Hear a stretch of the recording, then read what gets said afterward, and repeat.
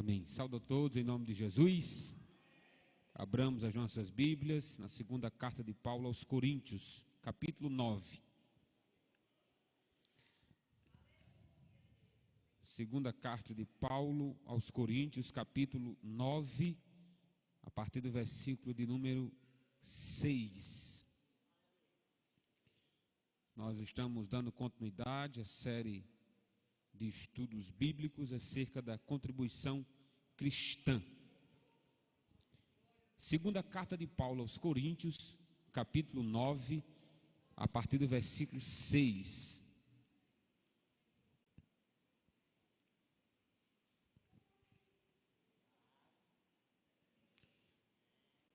Passamos a ler. E isto afirma aquele que semeia pouco, também colherá pouco. E o que semeia com fartura, também colherá com fartura. Cada um contribua segundo tiver proposto no coração, não com tristeza ou por necessidade, porque Deus ama quem dá com alegria. Deus pode tornar abundante em vós toda graça, a fim de que, tendo sempre, em tudo, ampla suficiência, vocês sejam abundantes em toda boa obra. Como está escrito, distribuiu, deu aos pobres, a sua justiça permanece para sempre. E Deus, que dá semente ao que semeia e pão para alimento, também suprirá e aumentará as sementes e multiplicará os frutos da justiça de vocês. Assim, vocês serão enriquecidos em tudo para toda generosidade, a qual, por meio de nós, resulta em orações de gratidão a Deus.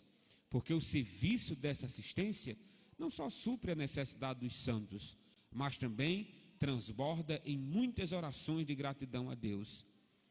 Na prova deste serviço, eles glorificam a Deus pela obediência da confissão que vocês fazem do Evangelho de Cristo e pela generosidade com que vocês contribuem para eles e para todos. Enquanto eles oram por vocês com grande afeto, por causa da extraordinária graça de Deus que foi dada a vocês.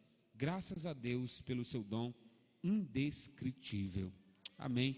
Poder se assentar em nome de Jesus. Na última vez que ministrei, nós ministramos sobre dízimo.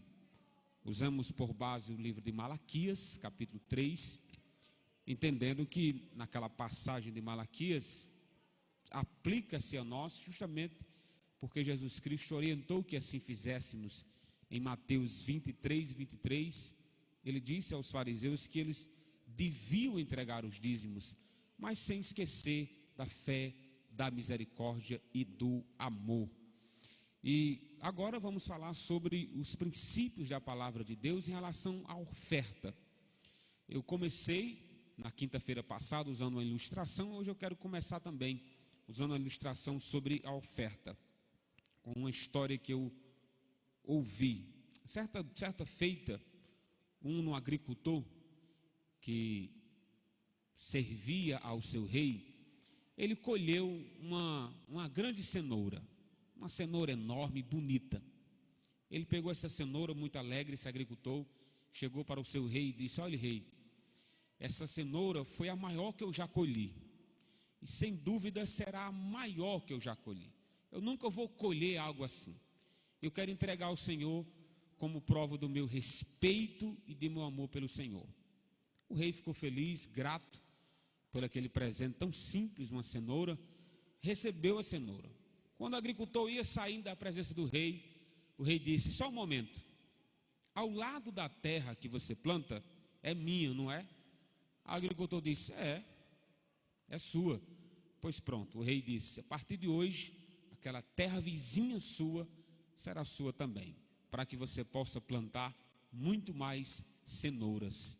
E claro, o agricultor saiu da presença do rei, exultante e alegre por ter recebido tamanha generosidade por parte do rei.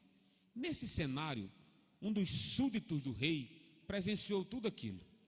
Aí o súdito pensou e disse: meu amigo, se com uma cenoura o homem ganhou a metade do terreno que tinha, ou seja, agora estava com o dobro, imagine se der uma coisa de maior valor. No dia seguinte ele chegou para o rei com o cavalo mais bonito que ele tinha. Ele era dono de dezenas de cavalos. Escolheu o mais caro, o mais bonito e disse: está aqui, rei, esse cavalo aqui, olha, nunca possuí cavalo igual, e eu tenho certeza que nunca possuirei. Aí o rei olhou para o seu súdito e disse: obrigado. Aí juntou com os outros cavalos do rei, e o súdito baixou a cabeça, meio triste. No dia seguinte o rei chamou ele para conversar e disse: eu percebi que você saiu triste. Aí ele disse: eu não entendi o que foi que aconteceu. O homem deu uma cenoura ao senhor, o senhor vai e retribuiu com um dobro de terra. Aí eu dou o cavalo lindo que eu tenho, você diz obrigado. Ele disse: é simples. Aquela cenoura que o agricultor trouxe, ele trouxe para mim. Mas esse cavalo lindo que você trouxe pensando em você. Isso é oferta. Oferta é você olhar para quem você está entregando e grato pelo simples fato de você já pertencer àquele reino, àquele rei. Então, a oferta que o apóstolo Paulo está tratando aqui, em 2 Coríntios 9, é semelhante. Houve uma fome muito grande nos irmãos da Judeia, literalmente uma grande fome, e os irmãos de Acaia e de Macedônia estavam juntando uma oferta para ajudar esses irmãos. E o apóstolo Paulo separa Tito, Paulo e outros apóstolos separam Tito para ir nessas igrejas recolhendo a oferta voluntária, né? Claro que é oferta, para que suprisse a necessidade dos irmãos que estavam na Judeia. Mas antes de Tito passar, Paulo mandou essa carta que nós temos em mãos, que é a segunda carta aos Coríntios. E Paulo, meus irmãos, ele vai lançar aqui as bases, os princípios da contribuição cristã, os princípios de uma oferta que agrada a Deus. Se você puder deixar a sua Bíblia aberta, por favor, deixa a sua Bíbliazinha aberta. Vamos acompanhar aqui os princípios da palavra de Deus que devem nos guiar na hora de ofertarmos. O primeiro princípio está aí no versículo 6, nós colheremos na proporção que plantamos a nossa oferta. Deixa eu só repetir aqui o versículo 6. E isto afirmo: aquele que semeia pouco, também colherá pouco. E o que semeia com fartura, também colherá com fartura. Esse princípio, irmãos, primeiro, nós nunca devemos esquecer de que Deus olha para duas coisas quando nós ofertamos. Deus olha para a intenção daquilo que fazemos. Deus nunca olha para a quantidade, mas para a qualidade. Lembramos aqui de uma passagem de Lucas 16:10. Quem é fiel no mínimo, também é fiel no muito. Quem é injusto no mínimo, também é injusto no muito. Tem uma passagemzinha de Lucas 21, eu quero só lembrar para os irmãos, como Deus olha para a intenção daquilo que fazemos e não da quantidade que damos. E viu também uma pobre viúva lançar ali 2 pequenas moedas e disse: em verdade vos digo que lançou mais do que todos essa pobre viúva, porque todos aqueles deitaram para a oferta de Deus o que lhes sobejava, mas esta da sua pobreza deitou todo o sustento que tinha. Isso está em Lucas 21, do 2 ao 4. Quer dizer, se o primeiro princípio eu colho na proporção do que planto, eu não posso cobrar de Deus aquilo que eu nunca fiz. Eu não posso cobrar de Deus, eu não posso esperar de Deus aquilo que nunca dei. E o interessante, irmãos, da oferta não é esperar nada de Deus. É louvar a Deus por você poder ofertar. É louvar a Deus por você poder ajudar. Preste atenção, meus irmãos, que não há por parte daqueles que ofertam a esperança de receber algo em troca. Aí não seria oferta, irmão, seria barganha, seria um negócio, uma negociata. E isso não funciona com Deus. Quer dizer, o princípio é: você planta e você colhe aquilo que você plantou. Paulo não está dizendo aqui: se você planta muito, meu querido, muito você colhe. Se você planta pouco, pouco você colhe. Aquele princípio da agricultura.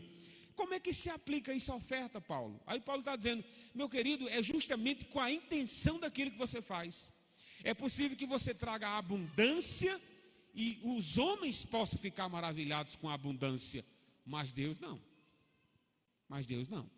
Quer dizer, lembremos de Lucas. Lucas deu aqui um exemplo, o próprio Jesus Cristo, junto com seus apóstolos, presenciou uma viúva ofertando. O que essa viúva deu? 2 pequenas moedas. Aí Jesus Cristo olha para os discípulos e diz: ó, você sabia que essa foi a maior oferta do culto? Irmãos, claro que os discípulos devem ter ficado assim: como assim, Senhor, a maior oferta? Tem homens bastardos aqui, ricos, que ofertaram infinitamente mais do que essa viúva. Aí Jesus Cristo explica que a oferta é com proporção do que está no seu coração, não na quantidade daquilo que chega no gasofilaço.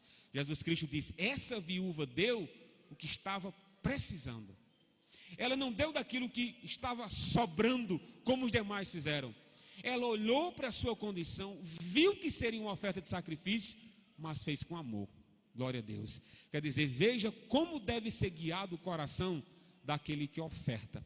Então esse é o primeiro princípio. Acompanhe comigo a leitura do segundo princípio, que esse para mim equilibra o primeiro. Contribua segundo propôs do seu coração. Acompanhe comigo o versículo 7. Ele diz: cada um contribua segundo tiver proposto no coração, não com tristeza ou por necessidade, porque Deus ama quem dá com alegria. 3 esclarecimentos aqui, não é? Primeiro, eu posso ofertar, mas Paulo diz: por favor, não faça por tristeza. O que seria por tristeza, irmão? É aquela contribuição de má vontade. A tristeza não condiz com um cristão generoso. A má vontade, ela parte daquele que você sabe que tem uma necessidade, você sabe que pode ajudar, mas você se entristece, você ajuda, mas o coração está ingrato. Você diz: olha, eu estou ajudando aqui, mas por mim eu não ajudava. Aí o apóstolo Paulo diz: não faça isso. Não faça isso. Paulo está aparando as arestas, não é? Lembrando, irmãos, que nossos corações, eles são egoístas. Esse é um pecado, irmãos, o egoísmo, que nós vamos lutar contra ele quanto vida você tiver. Nós sempre vamos pensar nos nossos, nos meus. Nós sempre vamos pensar o que eu vou ganhar ajudando esse indivíduo. Por isso, irmãos, que temos o Espírito Santo para tratar o egoísmo em nós, para sufocar o egoísmo em nós, e no tempo certo ele desaparecerá. Mas enquanto estivermos aqui, você vai lutar contra esse egoísmo. Aí o apóstolo Paulo diz: olha, então quando você contribua segundo propôs seu coração. Aí você pode dizer assim: pastor, mas meu coração nunca está bom para ofertar. Meu coração nunca está apto para isso. Aí tem um problema seríssimo então, né? Paulo está tratando de tristeza, Paulo está tratando aqui sobre a má vontade, ou por necessidade, mas observe que Paulo não trata aqui aquele que não quer ofertar. Você reparou que não tem aqui no versículo 7, olha, já que você não quer, então você não dê. Paulo, ele parte do pressuposto de que todo cristão ama ofertar. Paulo parte do pressuposto de que no coração daquele que recebeu de Deus está apto também a contribuir. Paulo não trata de um cristão que não oferta. Para Paulo isso é estranho. Todo cristão oferta, todo cristão contribui. Só que existe problemas no coração do cristão. Pode ser a tristeza, que é por má vontade, e outra palavrazinha que ele usa aqui é por necessidade. O que seria contribuir por necessidade? É raiva, irmão. É raiva. Você sabe que precisa e não quer. E você com raiva vai lá e oferta. Contribuir por necessidade. Irmão, a oferta está sendo colhida aqui em Coríntio para uma necessidade dos irmãos pobres da Judeia. Então não faz sentido ter essa palavra necessidade e a gente entender: ora, Paulo, você está colhendo uma oferta que os irmãos estão precisando na Judeia. Agora você está dizendo que eu não posso ofertar por necessidade? Então não é necessidade no sentido de ninguém precisar, é no sentido de eu não querer. Paulo diz: não faça isso, irmãos, não contribua com raiva no seu coração. Quer dizer, nós vemos aqui 2 pontos negativo: não faça por tristeza e nem faça com raiva no coração. Então o que deve me impulsionar a ofertar? O que deve me impulsionar a contribuir para a obra de Deus? O final do versículo 7, ele esclarece isso. O que é que diz o final do versículo 7? Ele diz: olhe, porque Deus ama quem dá com alegria. Aí Paulo diz: fuja da tristeza, fuja da má vontade ou da raiva na hora que você vai contribuir. Mas irmãos, preste atenção, que declaração maravilhosa. Deus ama quem dá com alegria. Pastor, peraí, quer dizer então que eu tenho como pagar o amor de Deus eu dando com alegria? Não, isso é resultado de quem é amado por Deus. Quem é amado pode ofertar amor. Paulo está dizendo, você sabe que agradar a Deus é a razão da nossa existência. Meus irmãos, todo salvo quer agradar a Deus, todo salvo quer ter uma vida que agrade ao nosso Deus e faça aquilo que lhe apraz. Lembremos o que o próprio Deus disse para Jesus. Deus disse para o filho, esse é meu filho amado em quem me comprazo. Eu tenho prazer no meu filho. Você acha, irmãos, que essa palavra dita a Jesus também não deve ser dita a nós? Claro que sim, meu irmão. Na hora que nós ofertamos, Deus é para dizer assim, eu estou feliz, eu amo a intenção desse coração. Por quê? Porque ele está alegre. Ele está ajudando com um coração alegre, porque foi assim que eu amei. Foi assim que eu provei que o amo. Foi assim que eu fiz infinitamente mais por esse. Então, que princípio maravilhoso, não é? Sempre que nós fizermos isso, contribuir segundo o que Deus propôs no seu coração. É um testemunhozinho ruim que eu quero. A gente gosta de compartilhar testemunho bom, né? Mas tem um ruim também que eu experimentei. Eu vi um determinado irmão que tocava violão. E ele tocava muito bem e estava sem violão. Aí Deus falou assim no meu coração, dê um violão para ele. Dê um violão para ele. Eu digo, Senhor, tem certeza que é o Senhor? Será que não é a voz da minha carne, não? Olha, irmão, tem dois esclarecimentos aqui. Primeiro, a sua carne nunca vai lembrar de ninguém, tá bom? E Satanás nunca vai fazer com que você ajude alguém. Sempre que você vê no seu coração, ajude aquele irmão, pode ter certeza que é o Espírito Santo lhe guiando, tá bom? A carne nunca vai fazer isso, nem muito menos Satanás, mas Deus faz. Aí Deus tocou no meu coração, dê um violão para aquele irmão. Aí eu fui tentar negociar com Deus, irmão, e não dá certo. Não dá certo. Eu já vou logo dizer, não faça isso, você vai se decepcionar. Eu disse, Senhor, tem que ser novo. Tem que ser novo. Aí Deus disse, tem que ser novo. Eu digo, mas menino, quer dizer que nem usa. Não. Aí foi assim que eu fiz. O rapaz tinha acabado de comprar o violão, um conhecido meu, zerado na caixa. Aí eu disse, rapaz, você vende esse violão? Ele disse, vendo. Aí me vendeu o violão. E eu fui e comprei. Até aqui está bonita a história, né? Aí o que foi que eu fiz? O texto diz aqui, contribua segundo propôs no seu coração. Isso é uma questão pessoal, não é? Aí eu fui chegar para o irmão e disse, irmão, vamos rachar aqui uma oferta que eu estou. Vamos rachar aqui um violão que eu estou querendo dar aqui. Aí o irmão olhou assim para mim e disse, não, dê você que está com vontade de dar. Então, meu irmão, não é engraçado? Aí eu disse, é verdade. Que às vezes você quer ser generoso com alguém e quer chamar os outros para ser. Preste atenção. Se os outros disserem não a uma oferta que você quer dar, não ache ruim não. Oferta é o que Deus propôs no seu coração. Não é no nosso não, viu? É uma questão muito pessoal. Aí eu olhei assim para o indivíduo e digo, rapaz, por onde é que é mesmo? Irmão, me desculpa aí. Desculpa até por ter nascido, viu? Nunca mais falo com você sobre isso.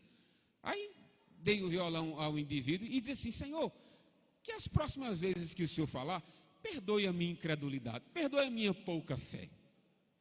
Irmão, seja guiado por Deus. Deus fala o seu coração na hora de ajudar alguém. Deus fala o seu coração na hora de ofertar no reino de Deus. E o interessante, irmãos, que nós sabemos que o Espírito Santo fala conosco. A questão aqui é como é que você está. Você está frio, o Espírito Santo fala, só que você tem tantas vozes, é a voz da Netflix, é a voz do Instagram, é a voz do YouTube, é tantas vozes que a de Deus você não consegue distinguir. E a única forma de eu distinguir a voz de Deus é fazendo o que o próprio Jesus disse, entra no teu quarto, fecha a porta, ora o teu Pai em secreto, e teu Pai em secreto te recompensará. Não é o que Jesus disse em Mateus? Então a oferta é proporcional. Segundo, é o que Deus propôs no meu coração. Isso é um princípio claro da palavra de Deus. Não com tristeza, não por necessidade, mas com alegria. Isso é uma forma de dizer assim, Senhor, obrigado por tudo que o Senhor fez, eu estou alegre em poder ajudar. Terceiro princípio na hora de ofertarmos: Deus nos abençoa para abençoar outros. Olha o que diz aí no versículo 8, por favor. Sua Bíbliazinha aberta. Eu fiquei maravilhado com esse versículo. Ele diz: olha, Deus pode tornar abundante em vós toda graça, a fim de que, tendo sempre em tudo ampla suficiência, vocês sejam abundantes em toda boa obra. Irmão, qual é a palavra que se repete aqui com toda tônica, né, com toda força? É abundância, não é? Pode olhar aquela, ela diz assim: Deus pode tornar abundante. Aí ele diz: em toda graça, a fim de que, tendo sempre ampla suficiência, vocês sejam abundantes em toda boa obra. Quer dizer, esse princípio aqui, Deus nos abençoa para abençoar outros. Tem três verdades aqui nesse princípio. Primeiro, Deus é a fonte da abundância dos meus bens. Como é que começa o versículo 8? Deus pode tornar abundante em você toda a graça. Irmãos, não é o homem que me faz prosperar. Pastor, mas os homens não abençoam? Os homens são instrumentos que Deus usa. Mas se Deus quiser abençoar você diretamente, Ele o faz. Paulo está dizendo: irmãos, entendam uma coisa: toda prosperidade, todo negócio que dá sucesso, toda renda que você faz, todo investimento que você faz, que no devido tempo tem a colheita, aí Paulo diz: é de Deus que vem essa colheita, é de Deus que vem esse retorno, porque é Ele que dá a fonte do seu sustento. Eu quero só lembrar para vocês aqui um salmo, para a gente entender isso, até um próprio texto, Atos 4:35, e repartir-se a cada um segundo a necessidade que cada um tinha. Você não pode repartir o que você não tem. Deus nunca exigiu isso dos seus. Como é que eu posso repartir, pastor, se eu não tenho? Mas aí é que está. Deus faz com que tenha, para que a partir daí eu possa repartir. Porque Ele é a fonte daquilo que eu preciso. Ele é a fonte da minha prosperidade. Ele é a fonte do meu sustento. Como se não bastasse Ele ser a fonte, que é a primeira verdade que o apóstolo Paulo deixa claro, Ele preserva. Olha o que diz, continuando o 8, ele diz: olha, Deus pode tornar abundante em vocês toda graça, a fim de que, tendo sempre. Quer dizer, Deus não é só aquele que abençoa, não, é aquele que mantém. Ele diz: olha, Deus fez você prosperar hoje, Ele pode preservar você amanhã, Ele pode preservar você depois. Observe, irmãos, que Deus não é aquele que abençoa e vai-se embora. Ele está dentro de nós todos os dias. Ele nos abençoa hoje, amanhã e sempre. Quer dizer, além dele ser a fonte daquilo que eu tenho, Ele é a manutenção daquilo que tenho. Ele é aquele que protege aquilo que eu tenho. É maravilhoso isso, né? Deus é a fonte, Deus é aquele que mantém. Pronto, é aí que parou o versículo. Vamos continuar o versículo. Terceira verdade, ele diz: mas para que Deus faz isso? Continua no versículo 8: a fim de que, tendo sempre em tudo ampla suficiência, vocês sejam abundantes em toda boa obra. Entendeu aí?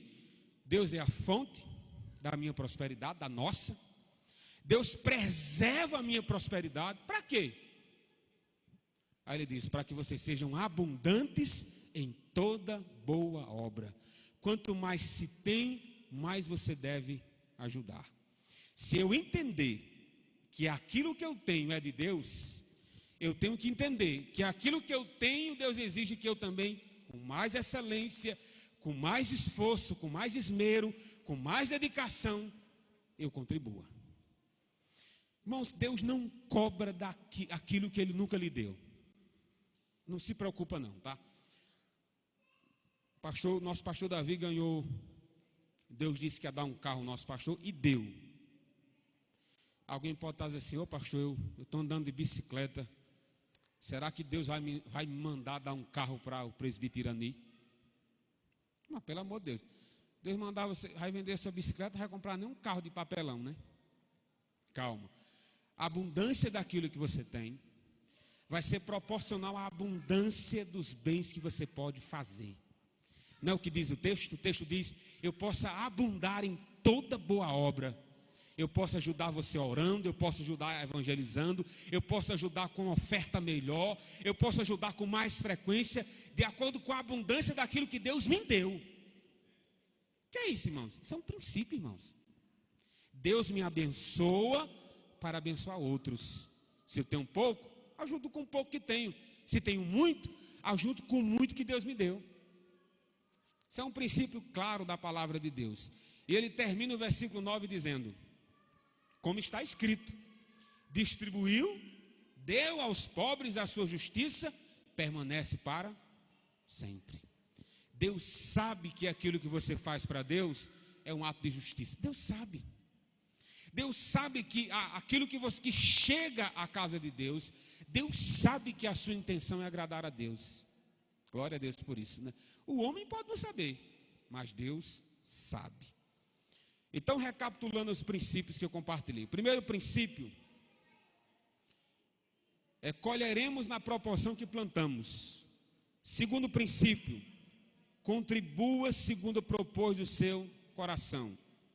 Terceiro princípio, na hora de contribuirmos: Deus nos abençoa para abençoar outros. Quarto princípio, acompanhe comigo o versículo 10. Deus é quem multiplica a nossa provisão.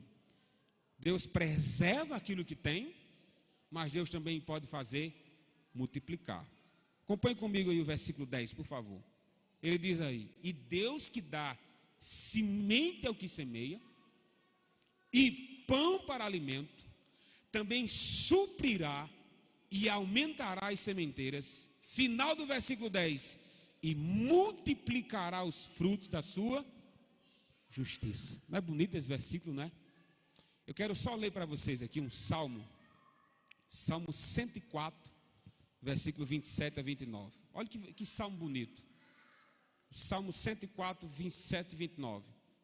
Todos esperam de ti, que eles dê o seu sustento em tempo oportuno. Dando-lhes tu, eles o recolhem. Abres a tua mão e se enche de bens. Escondes o seu rosto e ficam perturbados. Se lhe tira o fôlego, morrem e voltam para o seu pó. O que esse salmo está dizendo, irmãos? Deus é quem dá o meu sustento, glória a Deus. É Deus que toca no coração do seu cliente e vai até a sua loja. É isso que ele está dizendo. Pastor, eu não sou mais agricultor, mas você tem o seu negócio, você vende algo. E ele está dizendo: Deus não só abençoa a semente, como pode multiplicar a sua sementeira. Irmãos, a capacidade de multiplicação, lembremos do pão. O que chegou na mão de Jesus? 5 pães e 2 peixinhos. Foi só isso, né? Pois pronto, meu filho, se chega na mão de Jesus, Ele tem poder para multiplicar. Eu não tenho, nós não temos, mas Ele tem. Quer dizer, o próprio apóstolo Paulo está dizendo: entenda, irmãos, que na contribuição você está dando, mas não se preocupe, Deus preserva o que é seu. Deus não está mandando você contribuir para você ficar desnudo. Deus não está mandando você contribuir para que você fique desprotegido. Paulo está dizendo: é Deus quem dá a semente e dá o pão para você continuar trabalhando. Enquanto você ajuda, enquanto você abençoa, Deus ajuda e abençoa você. É como se o salmista dissesse: em nenhum momento, irmãos, Deus deixa você desprotegido. De acordo com aquilo que você faz, Deus continuará cuidando de você, rapaz. Não se preocupa, faça a sua parte, que a de Deus Ele cuida. Não é o que o salmista diz? Todos esperam de ti que lhes dê o seu sustento em tempo oportuno. Quem dá o nosso sustento é Deus. Então nós louvamos porque é Deus que dá a semente e o pão. Nós louvamos porque é Deus que multiplica a nossa provisão. E o que Deus espera de nós? Versículo 11. Assim vocês serão enriquecidos em tudo. Para quê, meus irmãos? Versículo 11. Para que esse enriquecimento? Ele diz: para que vocês sejam mais ricos. É o que diz o versículo 11? Não. Quer dizer, Deus multiplica a minha semente para que multiplique mais ainda. A riqueza que vem de Deus, ela é fim em si mesma. Não. Olha o que diz o 11. Assim vocês serão enriquecidos em tudo para toda generosidade, o qual por meio de nós resulta em orações e gratidão a Deus. Paulo está dizendo o seguinte, irmãos, glória a Deus que Ele lhe abençoou. Glória a Deus que chegou provisão na sua casa. Glória a Deus porque Ele tem sustentado você. Então seja generoso. Não é o que ele está dizendo? Isso é um princípio, irmão, que se eu esquecer, eu vou findar caído no amar aquilo que eu tenho. Botar na cabeça que eu não sou servo, eu não estou administrando aquilo que é de Deus. Não, pastor, eu estou administrando aquilo que é meu. Irmãos, a gente não tem nada não. A gente não tem nada não. Tudo que temos é do Senhor. Estamos administrando para a glória dEle. Por último, para encerrar a minha reflexão, quinto princípio, a generosidade tem seus efeitos imediatos. Eu coloquei esse princípio aqui, meus irmãos, porque é uma palavra que todo mundo gosta, né? Já pensou? A generosidade tem efeitos ou resultados imediatos. Pastor, você está me dizendo que de acordo com o que eu ajudo, existe uma colheita da parte de Deus? Sim, meu irmão. Não faça com essa intenção não, viu? Faça porque você já é abençoado. Ajude porque você faz para agradar o seu Deus. Mas uma série de colheitas tem um generoso. Deixe sua Bíblia aberta, por favor, versículo 12. Estamos aqui estudando 2 Coríntios 9. Chegamos agora no versículo 12, finalzinho aí do texto que lemos. A generosidade, ela tem seus efeitos imediatos. Qual o primeiro efeito? Suprir a necessidade dos santos. Olha o que diz o versículo 12. Porque o serviço dessa assistência não só supre a necessidade dos santos. Paulo está dizendo assim, olha, sempre que você oferta, você está ajudando alguém, é verdade. Está suprindo a necessidade de um santo. O santo tem feira para fazer, os santos têm luz para pagar, os santos têm seu compromisso ao mês. Sempre que você oferta, sem dúvida você está suprindo a necessidade do santo. Isso é quando, irmão? Isso é imediato, não é? Isso é imediato. Na hora que você ajuda o santo, a sua necessidade ela é suprida. Mas observe, irmãos, que Paulo está citando aqui os santos como é que eu posso? Uma coisa menor. Ele diz assim, olha, não só ajudando os santos, mas vamos botar na conta aqui. Sempre que você oferta, sempre que você ajuda o reino de Deus, os santos são ajudados. Mas não é só essa colheita não. Ele vai continuar. Ele diz aí, continuando o versículo 12. Acompanhe comigo. Finalzinho do 12 ele diz, olha, não só supre a necessidade dos santos, mas também transborda em muitas orações de quem? De gratidão a Deus. Sempre que você ajuda o reino de Deus, alguém dobra os joelhos e diz, Senhor, obrigado pela vida da irmã Maria. Graças te dou por aquele irmão generoso que ajuda a sua obra. Senhor, eu quero aqui agradecer pela vida daquele irmão que é um mantenedor fiel da sua obra. Paulo está dizendo, irmãos, que o fruto da minha generosidade é oração de gratidão a Deus. Quer dizer, eu ajudo os santos como se não bastasse, a pessoa dizendo, Senhor, obrigado pelos santos que ajudam uns aos outros. Obrigado pela vida daquele irmão, que ele viva 100 anos. Porque quanto mais tempo de vida ele tem, mais ajuda a sua obra. Isso, meus irmãos, é o quê? Gratidão a Deus. Tá bom? Ele continua. Não só gratidão a Deus, ele diz, Deus é glorificado. Olha o que diz o versículo 13.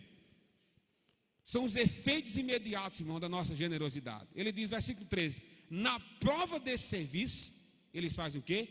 Eles glorificam a Deus pela obediência da confissão que vocês fazem do Evangelho de Cristo e pela generosidade com que vocês contribuem para eles e para todos. Irmãos, além de ter pessoas dizendo assim, Senhor, eu agradeço pela vida daquele irmão que ajuda, mas eu glorifico o seu nome por a vida daquele que lhe ajuda.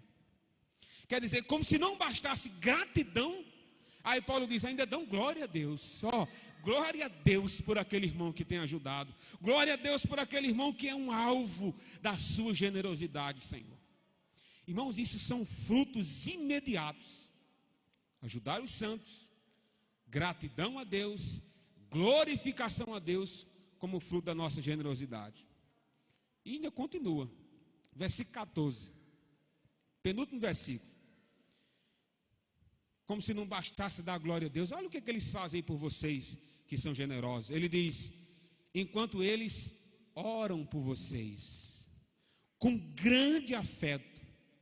Ele diz: por causa da extraordinária graça que foi dada a vocês. Paulo está dizendo: olha, como alvo da sua generosidade, tem pessoas que dizem: Senhor, eu quero agradecer por a vida daquela irmã. Senhor, eu estou orando aqui pela vida daquele irmão que ajuda a manutenção da sua obra. Paulo está dizendo: as pessoas agradecem a Deus, as pessoas glorificam a Deus, mas elas lembram de você. Não é interessante? Observe que as duas citações aqui é direto a Deus, né? Gratidão a Deus, é glória a Deus, mas quando eles vão orar, eles oram por você, que é generoso, por você, que ajuda a obra de Deus. E o último, ele diz aí: evidencia a graça de Deus. Sempre que você oferta, é uma evidência que você foi perdoado, é uma evidência que você foi um salvo. Ele diz aí no finalzinho do 14, ele diz: grande afeto, causa da extraordinária graça de Deus, que foi dada a vocês. E ele termina dizendo: graças a Deus pelo dom indescritível. Irmãos, o que é o dom indescritível, né? Não sei, se dom indescritível não for Jesus na nossa vida, vai ser o quê, né?